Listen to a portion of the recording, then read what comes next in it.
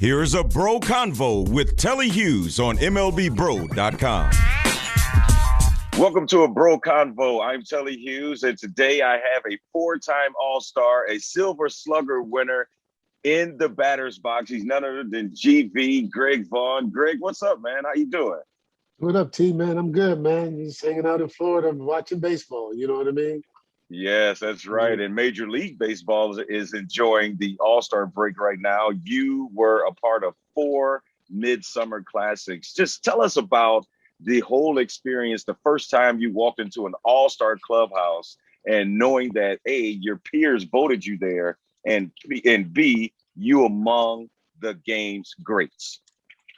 Hey, man, I tell you, it's a very, very humbling experience. You know, it's something that I think as a kid you dream about, but until it happens, you don't really realize it. You know what I mean? I was lucky. I got to play, my first 8 years in Milwaukee, and, you had, Hall of Famers like, Robin and Paulie, Robin Yount, Paul Molitor. And I got to play with, guys like Dave Parker, who should be in the Hall of Fame. And then you have, Willie Randolph. And, I had, a lot of people that look like society that were there to mentor and help me out, So, and I was fortunate enough to come up when we did have African Americans, significant numbers of 7, 8 on teams. So it made my transition, into the major leagues a lot easier. And, and then going in with, me and Gary Sheffield, one of my best friends, signing the same year and then being roommates. And, so I think I was prepared for it because I seen how those guys acted as a pro, you know what I mean? But to walk into those all-star, locker rooms and, to be recognized by the game as one of the best is something that I don't think words can really explain, especially, for me, I played in all small markets. So, I wasn't getting an exposure that, like playing in the big city of New York or LA, cities like that. So it was extra special. I know something that was special, and it actually got overlooked because of the history of it. But in 1998, you hit 50 home runs, but you finished 4th thanks to the Mark McGwire, Sammy Sosa summer. But I mean, just going back to what you're talking about, just having some African Americans alongside you to kind of show you the ropes. What do you think baseball today can do to help influence more young African Americans to get involved in the game of baseball? Well, I think they need to, the first thing they need to do is to, have more African Americans involved at the major league level, in the minor league level, and in the front office capacity, so they can see people that look like them, that talk like them, and understand where they came from, and understand, what life is like for them to go through, and it's tough because a lot of times, we're raw. We're just, we're athletes. We don't play baseball, 12 months a year. And, I think baseball could do a better job. And, every organization, I mean, some have one, some have none. But can you imagine being one and don't have anybody to lean on or talk to, on the coaching staff, in the front office, diversity, anybody, I think it's just something that gets overlooked. I'm down here in Florida right now. We're doing some camps, with a Perfect Game, and the Perfect Game Foundation is trying to go into areas and introduce baseball to, kids of color, or, I don't want to say low income, but for areas like we grew up. You know what I mean? Where where it might not be our first choice. And for me, you don't have to play baseball, but if you can get introduced to as many things as you can to give yourself as many opportunities, the sky's the limit.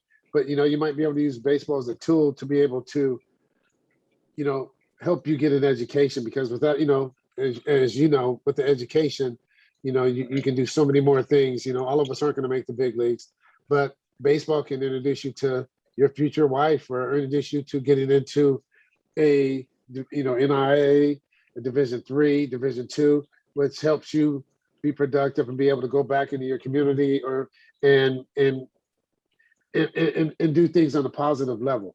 So baseball is just another tool to help you, improve yourself, but also improve your community at the same time. And one last thing for you, Greg.